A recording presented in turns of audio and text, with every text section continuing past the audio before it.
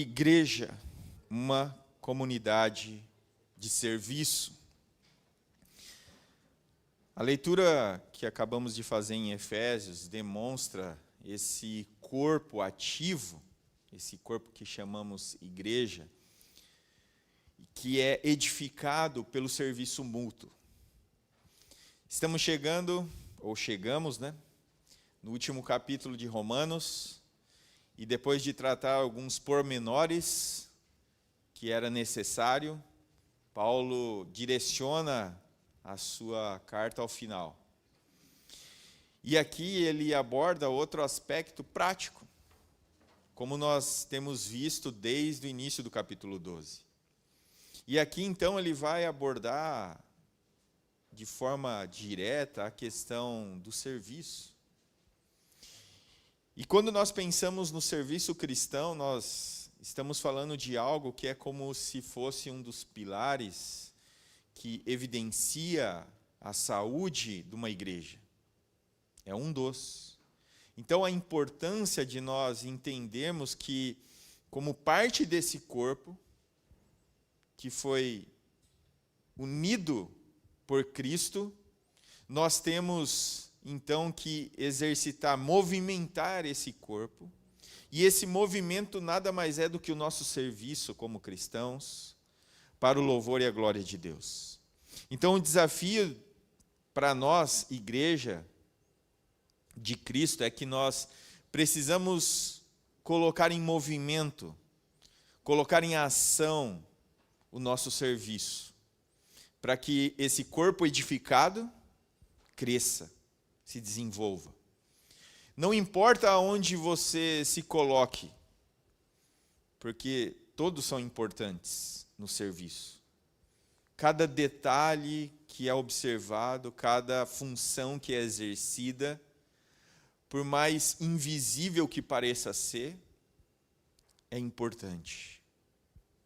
Então, cada ação sua em serviço ao reino de Deus e para a glória de Deus, com as motivações corretas, sempre serão um louvor a Deus. E sempre vão trazer edificação a esse corpo de Cristo, a igreja. E a nossa igreja, pela misericórdia e graça de Deus, tem muitos irmãos que estão sempre dispostos a servir. E nós precisamos trazer mais irmãos em Cristo que foram salvos pela graça de Deus para esse ministério de serviço e edificação mútua. Convido então você a abrir o texto de Romanos, capítulo 16. Nós vamos ler do verso 1 a 16. Romanos, capítulo 16, verso 1 a 16.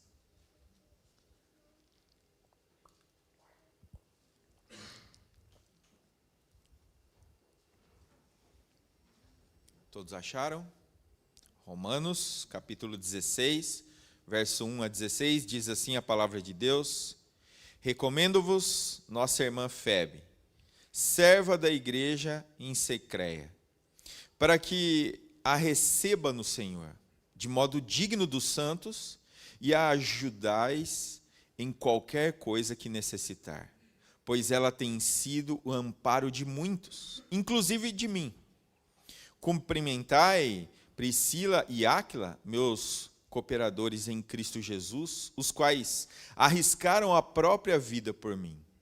Não só eu lhes agradeço isso, mas também todas as igrejas dos gentios. Cumprimentai também a igreja que está na casa deles. Cumprimentai Epeneto, meu amado, o primeiro fruto da Ásia para Cristo. Cumprimentai Maria, que trabalhou muito por vós. Cumprimentai Andrônico e Júnias, meus parentes e companheiros de prisão, os quais se destacam entre os apóstolos e estavam em Cristo antes de mim. Cumprimentai Ampliato, meu amado no Senhor. Cumprimentai Urbano, nosso cooperador em Cristo, e Estaques, meu amado. Cumprimentai Apeles, aprovado em Cristo. Cumprimentai os da família de Aristóbulos. Cumprimentai Herodião, meu parente. Cumprimentai os da família de Narcísio, que estão no Senhor. Cumprimentai Trifena e Trifosa, que trabalham no Senhor. Cumprimentai a amada Perside, que muito trabalhou no Senhor. Cumprimentai Rufo, eleito no Senhor, e sua mãe, que tem sido minha mãe também.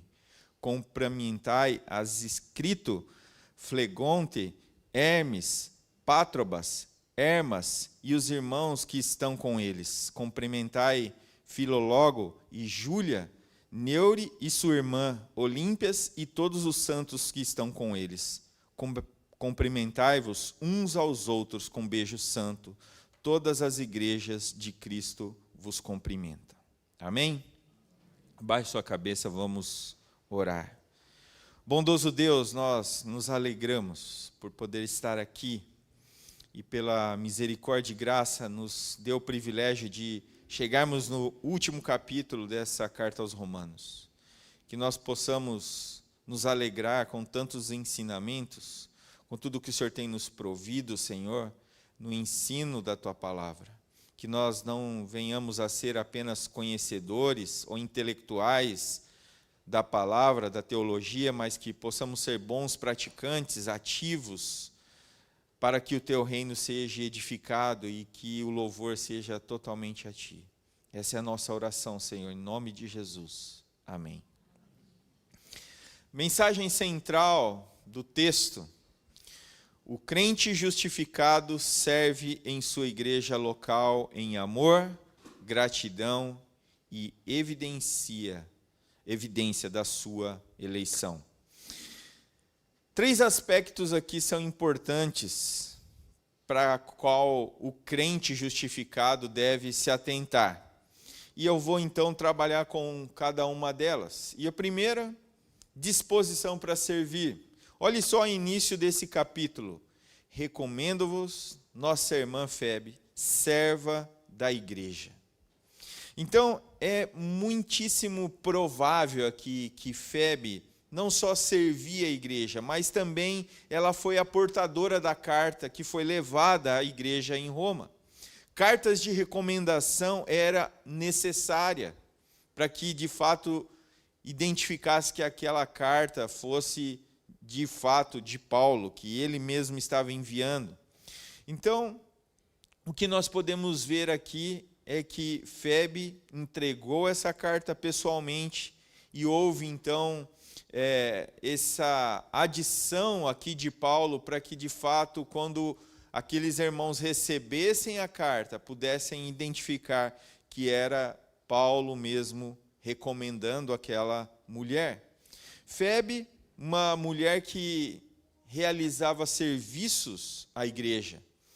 Então, é recomendada e, se vocês notaram aqui, há uma proporção que Paulo dá a essa mulher como uma mulher que era devota ao Senhor, uma mulher que de fato servia o Senhor, a igreja do Senhor. Então, em Cencreia aqui, era um dos pontos ali da cidade de Corinto. Então, era onde Paulo estava quando escreve essa carta aos Romanos. E aqui havia uma igreja local, e essa igreja local havia alguém que se destacava no serviço, e aqui ele coloca esse destaque. Febe, uma mulher. Para aqueles que dizem que Paulo é machista, alguns ditos teólogos aí, olha só, ele destaca aqui uma mulher, e não só uma, depois nós vamos ver outra mulher e seu esposo. Então nós vemos aqui que essa atribuição de um serviço, e aqui há até um debate teológico, porque a palavra no grego utilizada é a mesma para diáconos. Então aqui alguns acreditam e atribuem esse serviço de Febe como se fosse uma diaconisa, como se fosse um ofício correspondente àqueles que os homens exercem no diaconato, que nós vemos lá em Filipenses, nós vemos em 1 Timóteo 3 ali, todas as características que deve haver em um diácono. E embora essa palavra ter sido traduzida assim, ela não está direcionando exatamente para que esse era o ofício dela, mas estava falando de uma mulher que de fato servia a igreja, que estava disposta. Se Febe aqui, como o texto diz, ministrava aos santos, e Paulo se adiciona aí, né, e a mim também, ela deveria ser aquela pessoa que estava ali sempre a postos às necessidades da igreja local, e principalmente daqueles que conduziam a igreja. Ela exercia, de fato, algo como um auxílio àquilo que os santos, os líderes da igreja necessitavam. Ela estava sempre pronta para o serviço. Então, os serviços prestados aqui eram semelhantes como os diáconos? Talvez possam ser, mas isso não quer dizer que ela era uma oficial com esse serviço. Então, o ministério destes consistia em atos de misericórdia para com os pobres, os enfermos e os desamparados. E esta é uma área em que as mulheres crentes, por igual modo, exercem suas funções e graças. Porém, não há razões para atribuirmos a Febe um ofício de diaconisa. Quantas mulheres servem na igreja? E não por isso ela precisa ter um título oficializado dentro do contexto da igreja. Mas são mulheres que, pela bondosa graça de Deus, estão sempre prontas para que, por meio do seu serviço, seja ele qual for, do maior ao menor, seja para a glória de Deus. Então, há campo, e muito campo, para que as mulheres exerçam e ministrem com o seu serviço para o louvor da glória de Deus. Nós sabemos que há funções diferentes, funções que são só atribuídas a homens no contexto da igreja local. Mas nós sabemos que também há muito espaço para que a mulher possa exercer o seu serviço e assim louvar a Deus. E o que vem depois, na continuidade do versículo 2, os crentes ali em Roma são exortados, são chamados a atenção no sentido, olha, recebam essa mulher como se vocês estivessem nos recebendo. Receber no Senhor significa aceitá-la como uma pessoa que estava ligada pelos laços da irmandade e união em Cristo. Então, se nós vivíamos num tempo bem diferente daquele contexto local, nós vemos aqui Paulo exortando a igreja, olha, recebam essa mulher.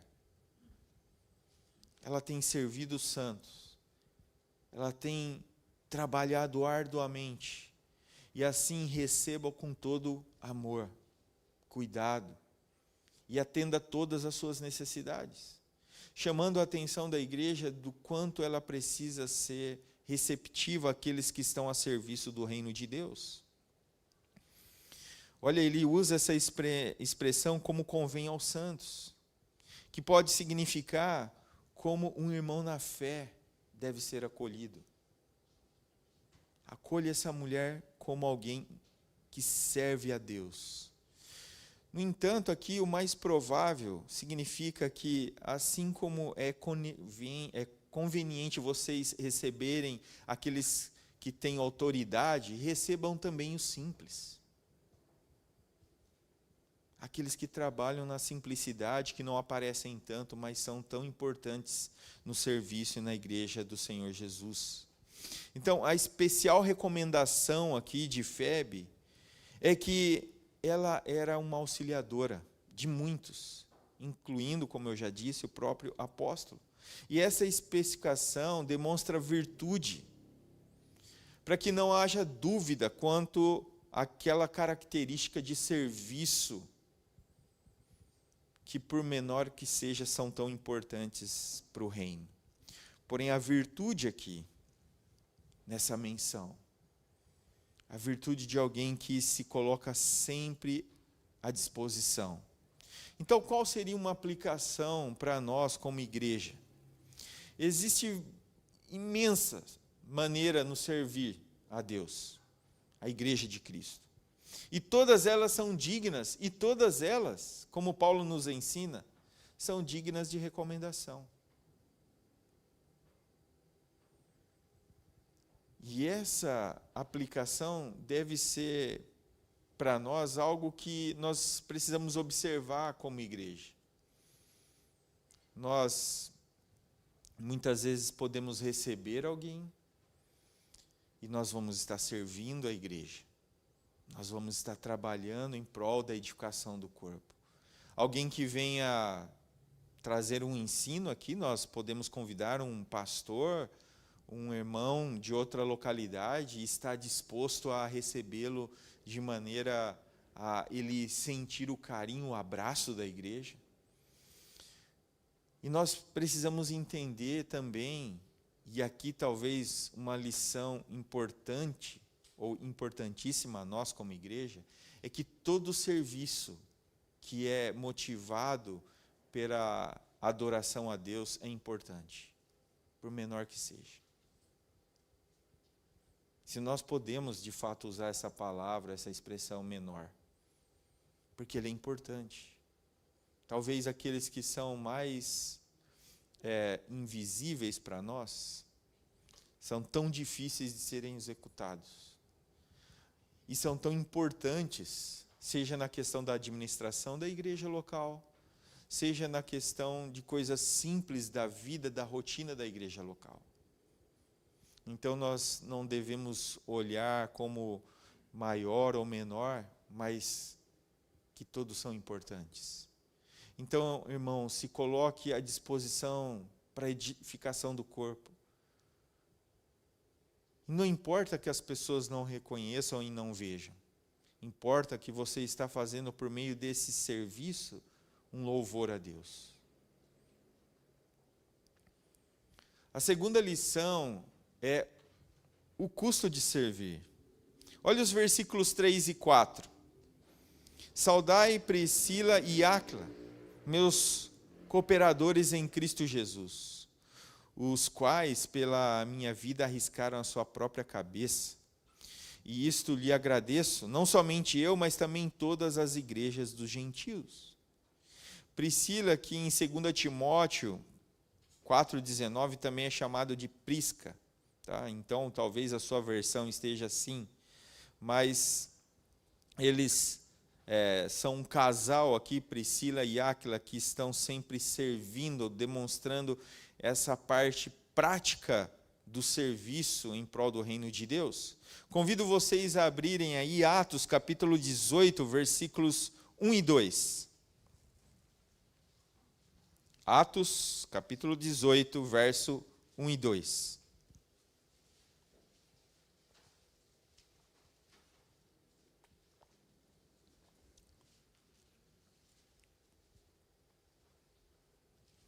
Atos 18, verso 1 e 2. Depois disso, Paulo partiu de Atenas e chegou a Corinto. Lá encontrou um judeu natural do Ponto chamado Áquila, que havia chegado da Itália fazia pouco tempo, e a sua mulher Priscila, porque Cláudio havia decretado que todos os judeus saíssem de Roma. E Paulo foi ao encontro deles. Agora vá alguns versículos adiante, versículos 24 a 26. Aqui nós podemos entender que Priscila e Áquila eram pessoas que eram versados na fé cristã. Versículo 24. Certo judeu chamado Apolo chegou a Éfeso, natural de Alexandria. Era um homem eloquente, com grande conhecimento das Escrituras. Ele era instruído no caminho do Senhor e fervoroso de espírito, falava e ensinava com precisão as coisas concernentes a Jesus, ainda que conhecesse somente o batismo de João. E ele começou a falar corajosamente na sinagoga, mas quando Priscila e Áquila o ouviram, levaram-no consigo e lhes puseram com mais precisão o caminho de Deus. Então nós vemos aqui que esse casal estava atento, estava à disposição para servir, e assim estavam também buscando conhecer mais a Deus, para que sempre a exposição, o ensino, fosse de fato chegando aos irmãos de maneira verdadeira e genuína. Meus cooperadores em Cristo Jesus. Então, o que nós vemos aqui é que Paulo é grato a essas pessoas que estavam ali servindo em Corinto, essas pessoas que estavam dispostos a conhecer mais a Deus e assim fazê-lo conhecido, e visto que eles atuavam em uma atividade secular, vamos dizer assim, mas eles estavam sempre trabalhando em prol do reino de Deus. E como fabricantes de tendas, estavam ali em ocupação secular, mas sem deixar de conhecer a Deus e de poder estar sempre pronto para servir, seja no ensino, seja onde for, eram pessoas dispostas. Não sabemos a respeito daquilo de fato que Áquila e Priscila se arriscaram na a sua própria vida para que Paulo fosse de alguma maneira poupado. Pode ter sido em Corinto, bem provável, ou também em Éfeso, ou em qualquer outro lugar. Mas as circunstâncias aqui não são dadas a nós. Mas o que nós vemos é que eles expuseram os seus próprios pescoços, né? Seria a tradução mais literal aqui.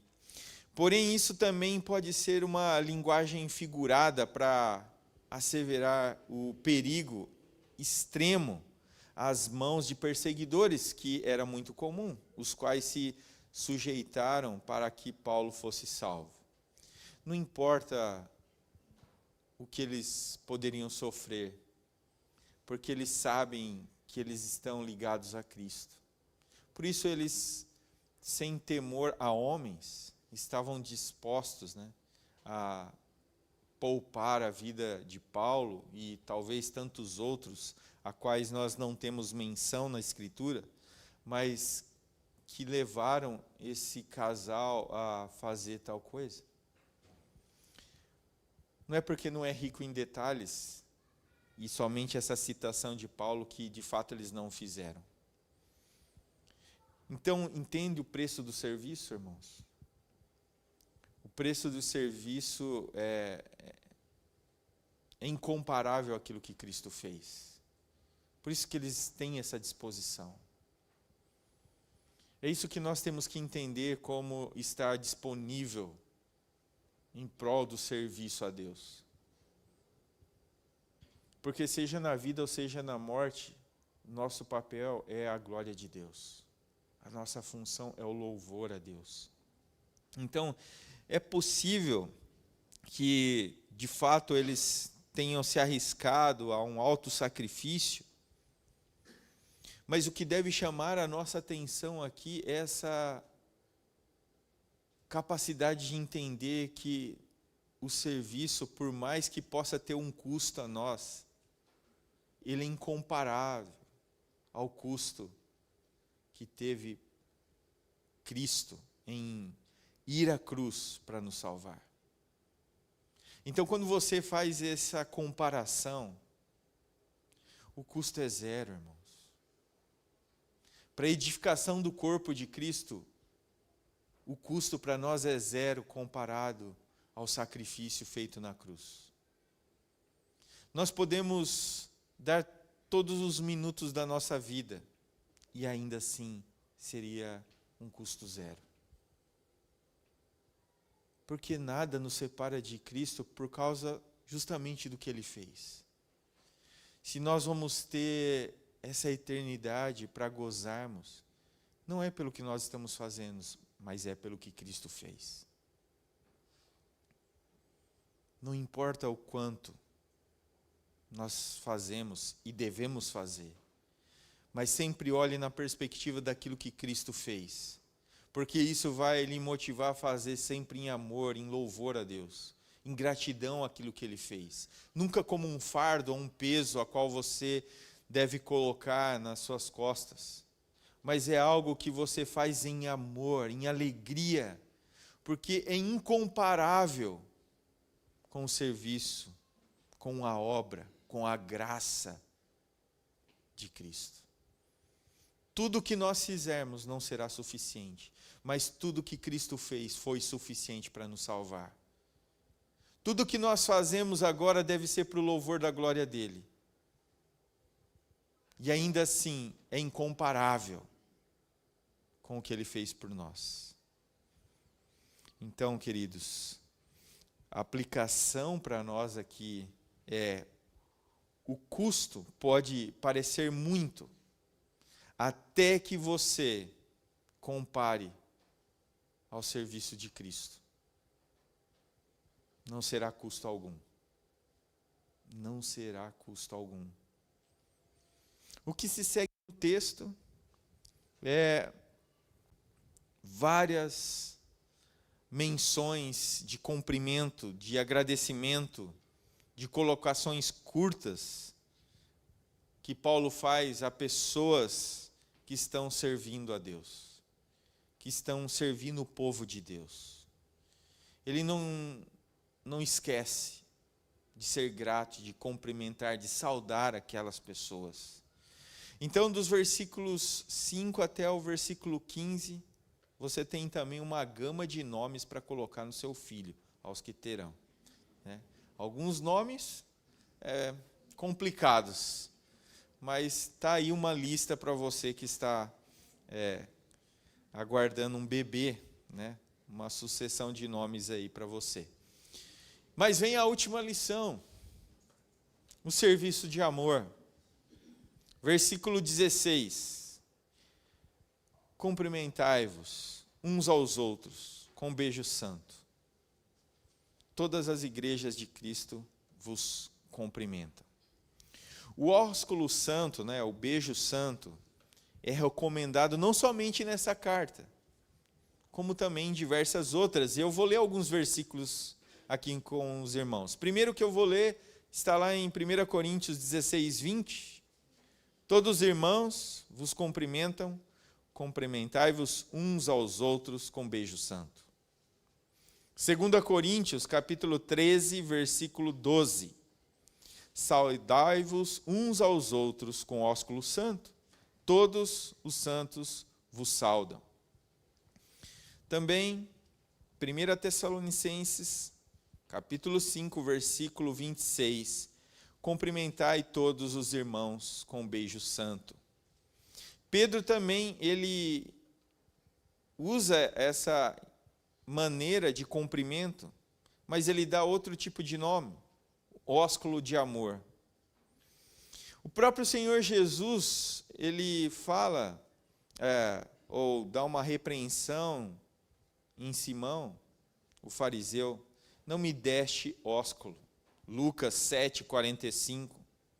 Então nós somos informados aí a respeito de um costume das pessoas saudarem mediante a um beijo. Agora, sem dúvida, o ósculo era praticado como um sinal de amor cristão. A designação acrescentada por Pedro esclarece isso. Ora, um beijo é, por si mesmo, um sinal de amor. E a hipocrisia de Judas Iscariotes foi desmascarada mediante a pergunta: Judas, com um beijo, traz o filho do homem? Da mesma maneira que o beijo demonstra esse amor, essa intimidade relacional dentro do contexto da igreja local, também demonstrou a hipocrisia de um homem, de Judas, o traidor. Então, como que eu me coloco nessa posição de beijar o outro, sem nenhuma motivação que não seja uma irmandade em Cristo? Eu só beijo porque, de fato, eu amo em Cristo. Que eu me identifico como meu irmão, como minha família em Cristo. E essas são as motivações desse serviço de amor. Nós fazemos isso, ou devemos fazer isso como uma prática, não que nos diferencia como algumas denominações assim o fazem, como uma igreja verdadeira, mas sim como uma igreja que ama cada um dos seus irmãos em Cristo. E nós fazemos isso não para obter alguma vantagem, ou não para demonstrar algo que não seja a nossa irmandade, porque nós queremos servir e edificar esse corpo pelo nosso amor uns aos outros.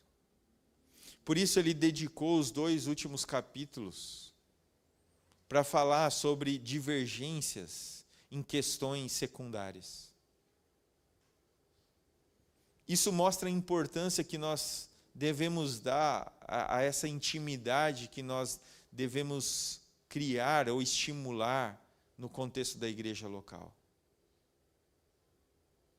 Nós devemos não só no nosso escrito, no meu bom dia, que costumeiramente eu faço ali no grupo da igreja, bom dia família IBR, mas que isso de fato seja algo prático.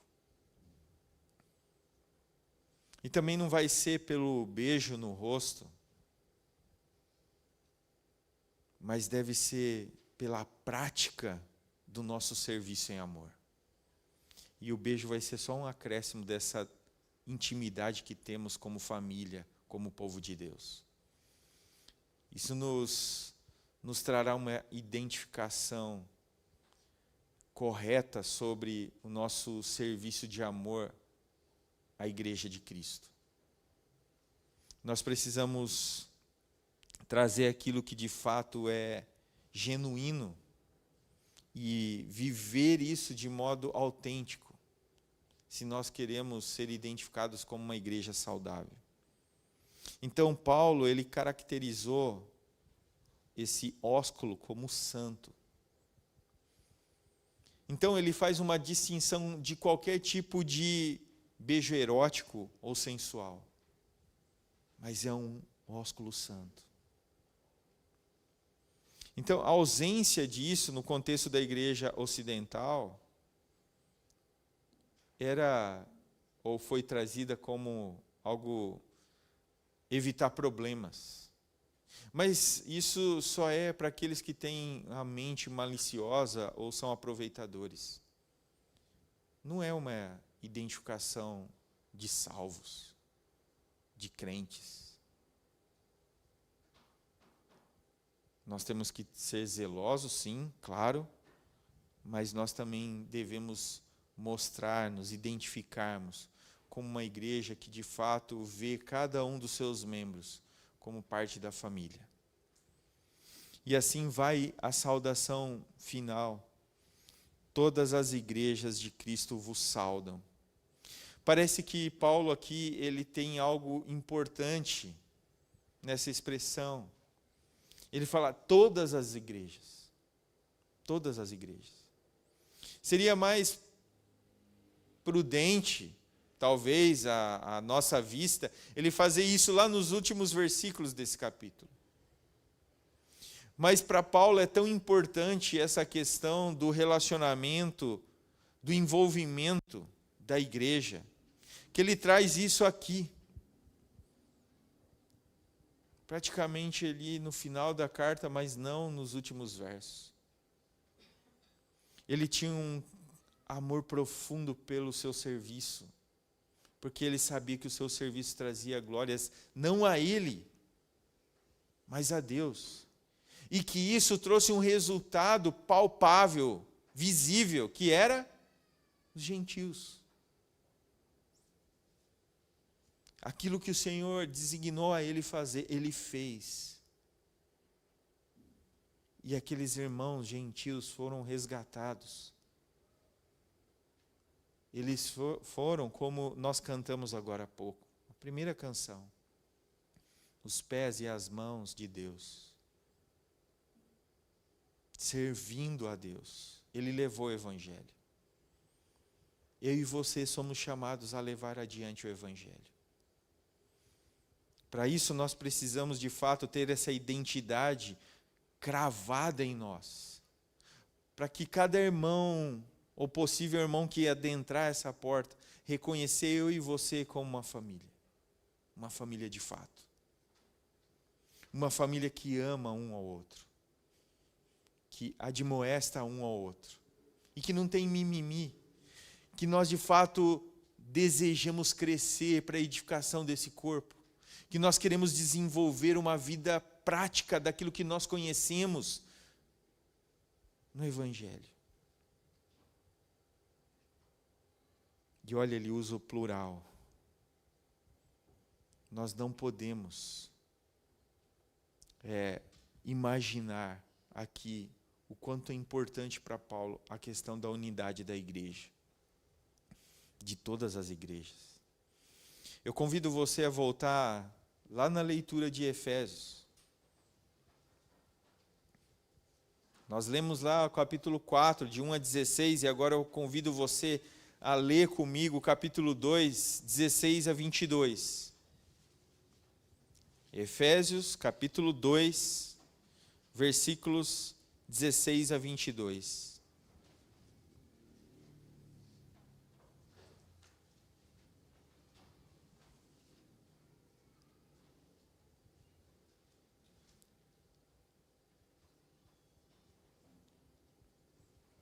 Efésios 2, verso 16 a 22. E pela cruz reconciliar ambos com Deus em um só corpo, tendo por ela destruído a inimizade. E vindo ele, proclamou a paz para vós que estáveis longe, e também para os que estão perto. Pois por meio dele ambos temos acesso ao Pai no mesmo Espírito. Assim, não sois mais estrangeiros, nem imigrantes. Pelo contrário, sois co-cidadãos dos santos e membros da família de Deus, edificados sobre o fundamento dos apóstolos e dos profetas, sendo o próprio Cristo Jesus a principal pedra de esquina. Nele, o edifício inteiro, bem ajustado, cresce para ser templo santo no Senhor, no qual também vós, juntos, sois edificados para a morada de Deus no Espírito. Nele, em Cristo, esse edifício, eu e você, bem ajustados, cresce, desenvolve, amadurece, e assim nós somos edificados, porque somos de fato habitados pelo Espírito de Deus. Esse é o povo de Deus, essa é a família de Deus. Então, para concluir essa exposição, queridos irmãos, como crentes justificados, somos convocados para servir em amor e gratidão à Igreja de Cristo. E embora as boas obras não sejam meritórias, e não podem nos salvar, todavia são evidências importantes, pois Deus nos criou a fim de que as praticássemos. Efésios 2:10. Efésios 2:10. Até isso Ele preparou de antemão para que eu e você andássemos. Se somos filhos de Deus, se somos a igreja de Cristo, que nós possamos servir em amor. Amém? Que nós possamos servir como evidência da nossa gratidão a Deus por aquilo que Ele fez por meio do Seu Filho. E assim sejamos o povo de Deus.